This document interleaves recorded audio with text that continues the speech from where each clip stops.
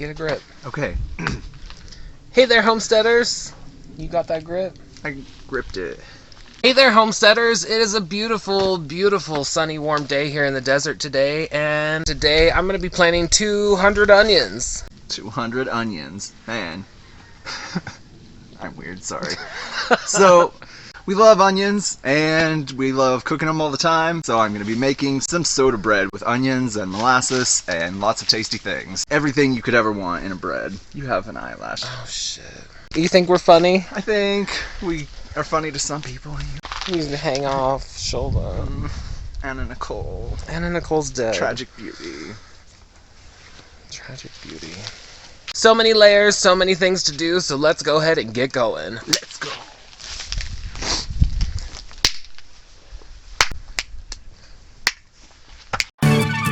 We're Kaliki and Bret, a rugged and adventurous gay couple who are sick and tired of clashing with life in the city. So we decided to head into the desert to chase our dreams and thrive. Along with our furry friends Chuck and Momo, We'll explore DIY projects, tiny house construction, gardening, hiking, cooking, and share what it looks like to jump headfirst into homesteading. So subscribe and join us on our dusty adventures to build this desert dwelling. Tank top weather in the middle of winter. I can't believe it's so warm that I can wear a tank top today, and it is. I guess it's the beginning of March, but it's still winter right now. Tank top weather in the middle of winter. Like I said earlier, we're going to be planting onions today. And I get to rock my tank top realness. So I don't know if you guys have seen some of our older videos, but we had a ton of sunflowers planted here that were as tall as the high tunnel last year.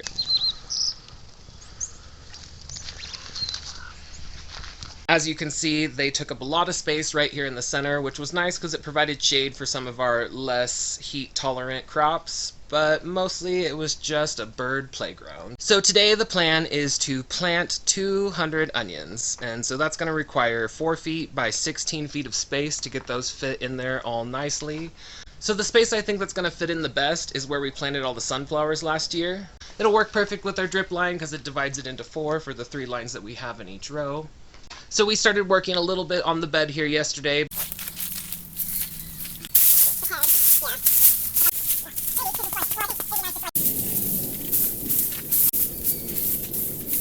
But today I'm really going to get in there and clean it up, create some defined boundaries, and get it all prepared to put these onions in there. So let's go ahead and get started.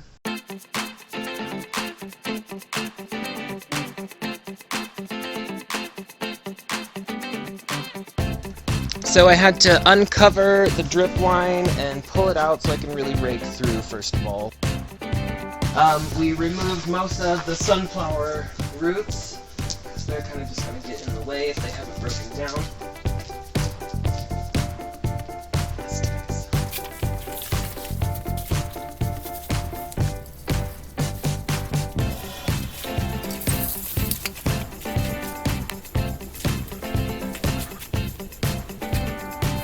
Alright, so I've gotten that first part done of this. I sort of smoothed out all the top layer of the soil. I left everything underneath alone because I don't want to mess with the microbiome. I want it to just sort of fill and thrive and repair itself. I left this one kale plant in there just because I think it's cute. It managed to survive with all of those sunflowers last year, so it deserves a chance this year for sure. If you could have seen what this soil looked like last year, there was no way I could have even put a shovel in it. It was so rock hard, and now I think I could just shove my arm straight down into it and it would go pretty far. So I think what we're doing here is definitely making a huge difference as far as improving the soil quality, and I think it's only going to get better from here. But so now that this is all smoothed out and ready, I'm going to go ahead and lay the drip line back down.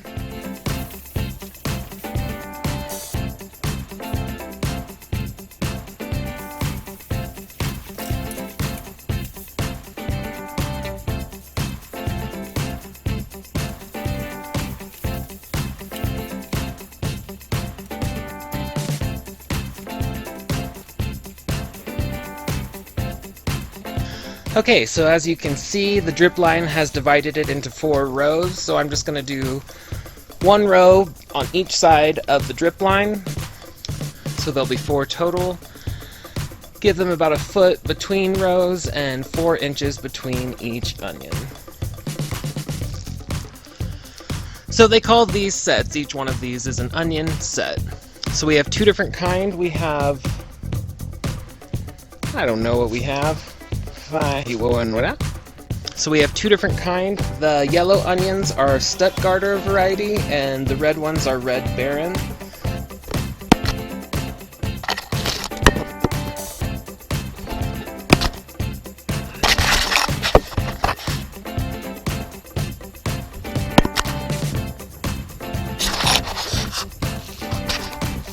Some of these are moldy, so there's definitely not going to be a full 200, but whatever.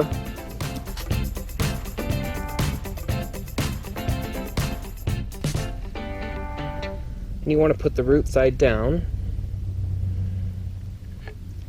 And just make sure they're sticking out just a little bit.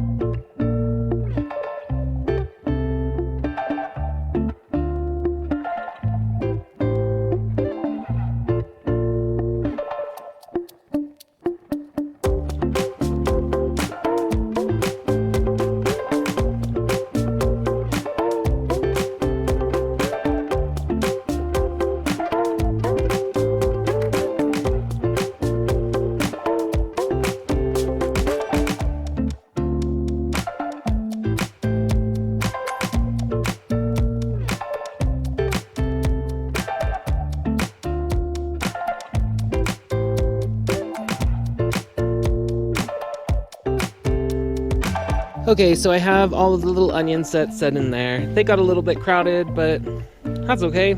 I think onions could probably be pretty close and be fine. I'm gonna go ahead and just water these in now and get them settled, and then I think we'll be done.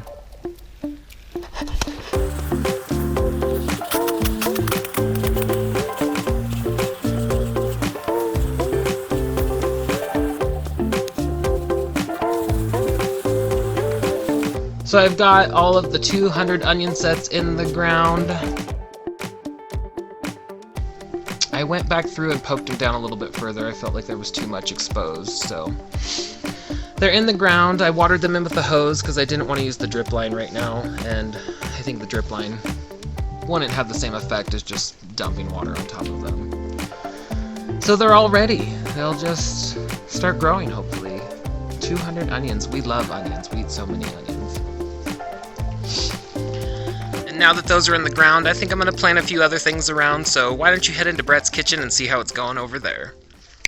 Oh, hi, Marjan. Come on in.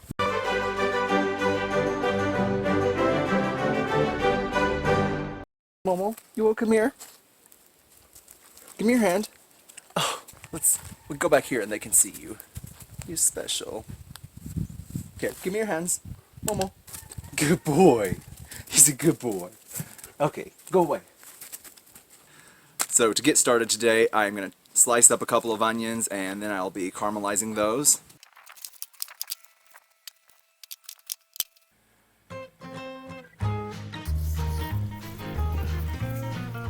What's this?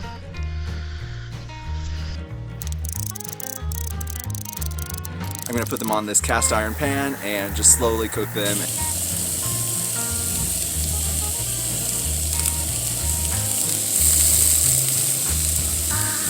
Until they've gotten nice and soft and gotten darker in color. While those are cooking, I'm going to get started on some of the other ingredients. For the wet ingredients, I'm going to take a 1.5 cups of unsweetened soy milk, and 2 tablespoons of apple cider vinegar and mix that together. That's going to thicken this up and make it kind of more like the buttermilk.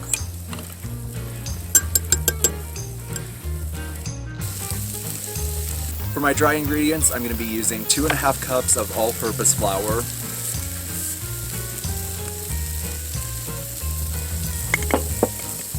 1 cup of rye flour,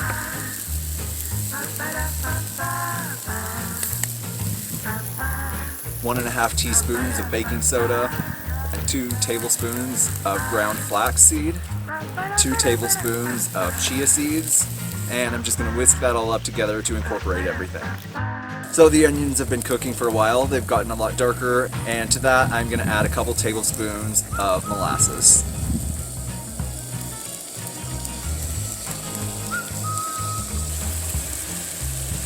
And just continue cooking that for a few more minutes.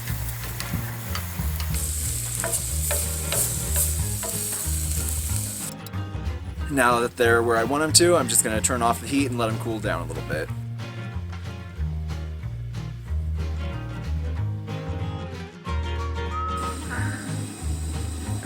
This soy milk and vinegar mixture, which has thickened up as you can see.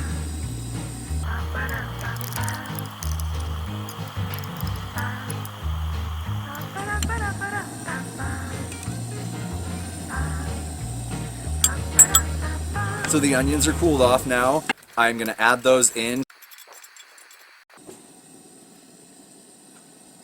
and mix it up. And a pinch of salt.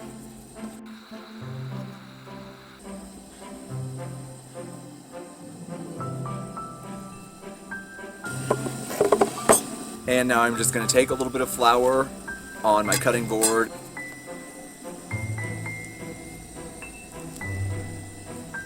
and knead this dough just a little bit.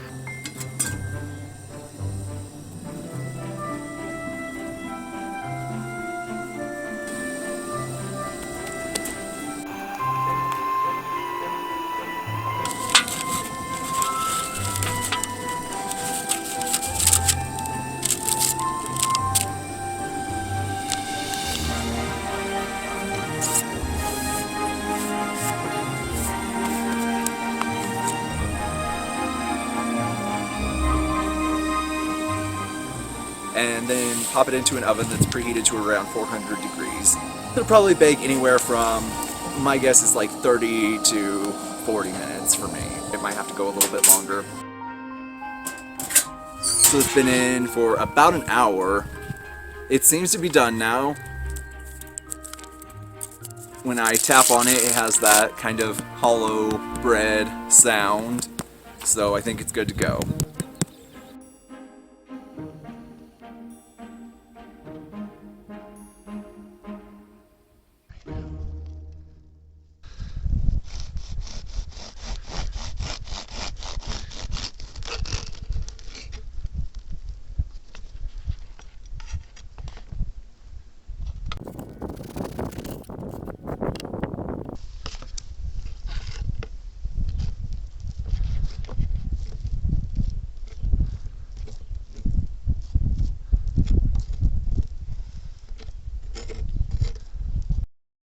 So we ended up covering all of the onions that I planted with a bunch of the straw that we are sitting on right now. Just to kind of make sure that they stay moist under there until it warms up and they're ready to get growing.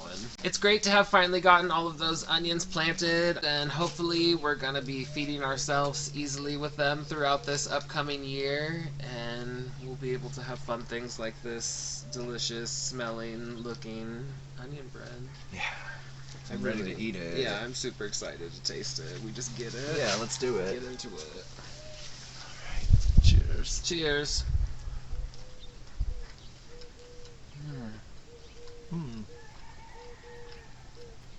Subtle.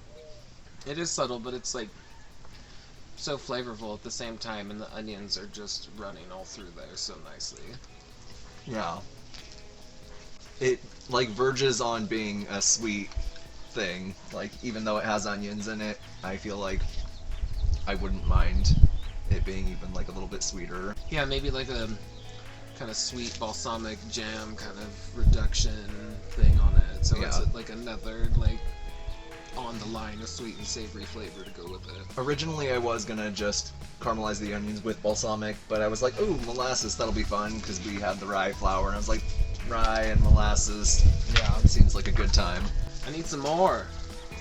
It seems like it's cooked pretty well. I think it might be like a little underbaked in the middle, you know, a little stodgy, the British bake-offs. I like this end piece a lot too. It gives it so much texture and stuff with it. Yeah. Yeah, the crust is really nice, crunchy. You want some of that or? Yeah. Oh, Oh no. does this side have butter? No butter on this No part? butter on that part. Oh. You like a special level of butter that I'm not accustomed to. Special, like, does that mean a lot? I don't know how to apply sparingly. That's not my forte. Oh my god. Yeah, the end is where it's at. We should have had that first. Yeah. My reaction would have been, like, more exciting than, like, ooh, subtle. Yeah. Butter that bread, give me that thicky. Oh. I like it all thick and juicy. I hope those onions grow. You did a great job. Thank you. Another successful edition of Bret's Kitchen. Well, it's been another great day here on the homestead. I'm excited, like I'm always excited, in this casual and subtle, sort of monotone way. I'm so very excited. If you enjoyed this episode, and even if you didn't, then you should check us out on Patreon. There you'll find a bunch of cool extras and all the recipes from Bret's Kitchen. And as always, be sure to like, subscribe, and hit the notification bell here on YouTube so you don't miss the next episode of Desert Dwelling. See you next Tuesday. Bye! Give me more of this bread. Yeah. Yes. Make it thick. Thick. He wants a thick one. Give me the thick piece.